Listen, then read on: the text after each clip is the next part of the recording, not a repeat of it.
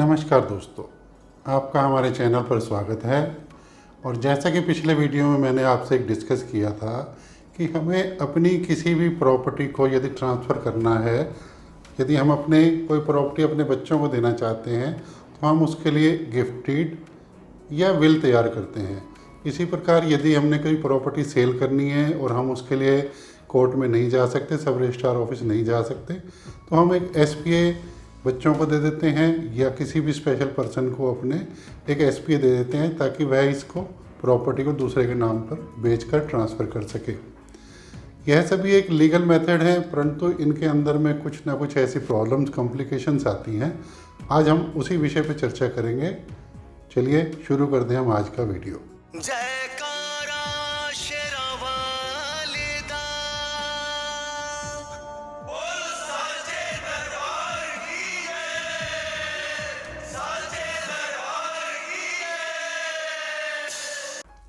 जैसा कि मैंने अपने पिछले वीडियो में इसका जिक्र भी किया था कि यदि हम कोई भी प्रॉपर्टी अपने बच्चों के नाम ट्रांसफ़र करना चाहते हैं तो उसके दो ही एक माध्यम हैं कि या तो हम उसके गिफ्ट डीड करें या हम उसको सेल डीड करें।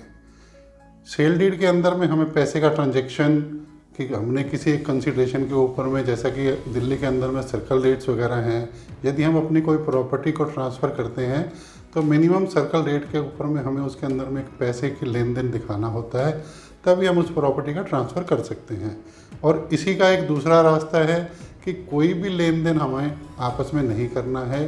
पिता ने अपने पुत्र को, माता ने अपने पुत्र को या पुत्री को अपनी बहू को, किसी को भी ब्लड रिलेशन के अंदर में हम अपनी प्रॉपर्टी गिफ्ट डीड के द्वारा ट्रांसफ़र कर सकते हैं। तो इस प्रकार से यह लीगल, हमारे जो भी इसके अंदर लीगल रिक्वायरमेंट्स हैं वह सभी पूरी हो जाती हैं। हम इस तरह से प्रॉपर्टी को अपने बच्चों के नाम ट्रांसफ़र कर सकते हैं। और परंतु इसके अंदर में देखने वाली बात एक यह है कि मैं आज इस विषय को लेके क्यों आया हूँ कि हमें कोई भी प्रॉपर्टी अपने बच्चों के नाम पे गिफ्ट के द्वारा नहीं करनी चाहिए। जी हाँ, कोई भी प्रॉपर्टी यदि हम अपने बच्चों के नाम गिफ्ट के द्वारा करते हैं तो उसके अंदर में कुछ कॉम्प्लिकेशंस आते हैं। और सबसे बड़ी बात, यदि हम उस प्रॉपर्टी को बाज़ार में बेचने के लिए जाते हैं तो हमें उसकी कीमत भी कम मिलती है। आप मोटा मोटी ये मान के चलें 10 से 15% उस प्रॉपर्टी की कीमत मार्केट में कम हो जाती है। ख़रीदार उसको ख़रीदते हुए डरता है, उस प्रॉपर्टी को वह ख़रीदता नहीं है। तो इसलिए मेरी आपसे एक यही राय है कि आप यदि अपने बच्चों के नाम भी कोई प्रॉपर्टी को ट्रांसफ़र कर रहे हैं तो उसके लिए एक प्रॉपर सेल डीड बनाएं, अन्यथा गिफ्ट डीड के द्वारा ट्रांसफ़र के ऊपर में हमें उसकी मार्केट वैल्यू कम मिलती है। यह एक भ्रांति या भ्रम नहीं है, यह एक जेन्युइन प्रॉब्लम है। उसके ऊपर में अनेक प्रकार की कॉम्प्लिकेशंस होती हैं।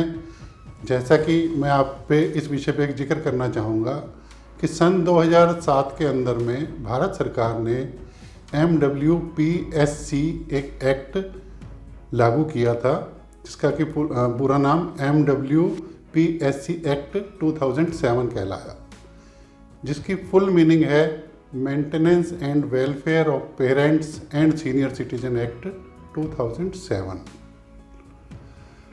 अब जैसे कि आपने कोई प्रॉपर्टी सेल डीड की बजाय आपने गिफ्ट डीड करके अपने बच्चों के नाम ट्रांसफ़र कर दी, उसके अंदर में मार्केट के अंदर में प्रॉब्लम जो आती है, क्योंकि यह जो आपने ट्रांसफ़र की है गिफ्ट डीड के बेसिस के ऊपर में, इसके अंदर में कॉम्प्लिकेशन यह रहती है कि यदि माता पिता चाहें, यदि उनके बच्चे उनका मेंटेनेंस नहीं करते हैं और उनका देखभाल, भरण पोषण, उनकी केयर नहीं करते हैं, उसी वजह से मार्केट के अंदर में इस प्रॉपर्टी की वैल्यू कम हो जाती है। क्योंकि under section 23 of MWPSC act 2007 माँ बाप को, सीनियर सिटीजन को यह अधिकार मिला है कि उनके बच्चे, उनके वसीयतदार जो लोग हैं वह उनकी सेवा करें, क्योंकि इस उम्र में उनकी देखभाल करने वाला कोई और नहीं है। और इसी बेसिस के ऊपर में आपने यदि प्रॉपर्टी अपने बच्चों को गिफ्ट डीड के बेसिस के ऊपर में दे दी है, उनके नाम गिफ्ट डीड कर दी है, और वह बच्चे यदि, हालांकि हमारे भारतीय समाज में ऐसा नहीं है, और परंतु इस तरह के कुछ केसेस हमारे सामने आए हैं, और यदि वह बच्चे अपने माँ बाप का भरण पोषण नहीं करते, उनकी देखभाल नहीं करते, उनकी सेवा नहीं करते, किसी भी प्रकार से उनकी कोई त्रुटि करते हैं, उनका सम्मान को ठेस पहुंचाते हैं, उनके साथ बुरा व्यवहार करते हैं, मारपीट आदि करते हैं, तो उनके पास यह पूर्ण हक है कि under section 23 of MWPSC act के अंदर में वह जाकर अपने कोर्ट के अंदर में एक एप्लीकेशन लगाकर अपने द्वारा की गई गिफ्ट डीड को निरस्त कर सकते हैं। जिस डॉक्यूमेंट को निरस्त किया जा सकता है तो मार्केट उसके ऊपर में क्वेश्चन मार्क लगाती है। इसी वजह से गिफ्ट डीड वाली प्रॉपर्टी को सेल परचेज करना नुकसान का सौदा है, उसके ऊपर में हमें पूरा पैसा नहीं मिलता। और इसके सिलसिले में आपको एक केस के बारे में बताना चाहूँगा। 6 दिसंबर 2022 को सुप्रीम कोर्ट का एक फैसला आया है जिसका हेडिंग है सुदेश शिकारा वर्सेस रमती देवी। रमती देवी ने अपनी प्रॉपर्टी अपने बच्चों के नाम गिफ्ट डीड के द्वारा ट्रांसफ़र कर दी थी, परंतु उसके बच्चे उसकी देखभाल नहीं करते थे, उसके साथ दुर्व्यवहार करते थे, उसके खाने पीने की कोई व्यवस्था उन्होंने नहीं कर रखी थी।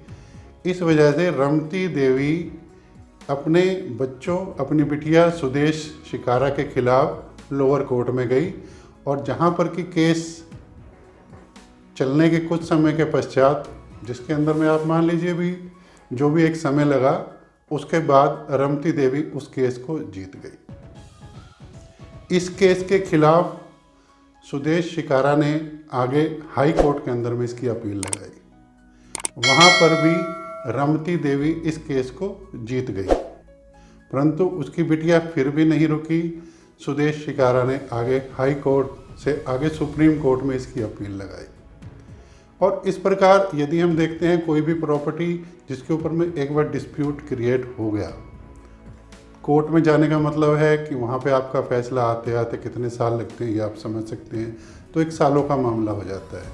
इसलिए मेरी आपसे एक यही राय है, कोई भी प्रॉपर्टी यदि आप अपने बच्चों को देना चाहते हैं तो उनके एक प्रॉपर सेल डीड बनाएं जिसके अंदर में पैसे का लेन देन हो, ताकि किसी प्रकार का कोई भी इसके अंदर डिस्प्यूट ना पैदा हो सके और मार्केट उसको एक्सेप्ट करती है। मार्केट में उसके ऊपर में किसी प्रकार का कोई भी लॉस आपको नहीं मिलेगा। इसी प्रकार यदि हम अपनी कोई भी प्रॉपर्टी विल के द्वारा ट्रांसफ़र करते हैं तो विल के अंदर में यह भी एक लीगल डॉक्यूमेंट है, इसमें कोई प्रॉब्लम नहीं है कि आप अपने बच्चों के नाम कोई प्रॉपर्टी करना चाहते हैं। आपके बच्चे हैं 2, 3, 4, उसके में से किसी एक बच्चे के नाम आप कोई प्रॉपर्टी करना चाहते हैं तो उसके लिए एक लीगल डॉक्यूमेंट है विल। परंतु विल के अंदर में भी कुछ कॉम्प्लिकेशंस आती हैं। इस विषय पे हम अपने अगले वीडियो में बात करेंगे। और यदि आपको यह मेरा वीडियो अच्छा लगा है तो आप मेरे इस वीडियो को लाइक करें और मेरे इस चैनल को सब्सक्राइब करें, ताकि आपको मेरे आने वाले वीडियोस की और अधिक जानकारी मिल सके। और मैं आपसे एक बात और कहना चाहूँगा कि यह एक अच्छा समय है। इस समय यदि आप रोहिणी में सेक्टर 27 से सेक्टर 38 के अंदर में इन्वेस्टमेंट करना चाहते हैं तो यह एक बहुत ही अच्छा समय है। इस समय प्रॉपर्टी के दाम स्थिर हैं। आप इस समय कोई भी प्रॉपर्टी लेते हैं तो उसके अंदर में आपको बहुत ही कम समय में अगले वर्ष के अंदर में अच्छे खासे दाम बढ़े हुए मिलेंगे। और आप यदि कोई प्रॉपर्टी लेना चाहते हैं तो स्क्रीन पे दिए गए मेरे नंबर पे आप मुझसे बात कर सकते हैं। आप मुझे मैसेज करें, मैं आपको पूरी तरह से सपोर्ट करूँगा। आज का मेरा वीडियो देखने का आपका बहुत बहुत धन्यवाद। Thank you.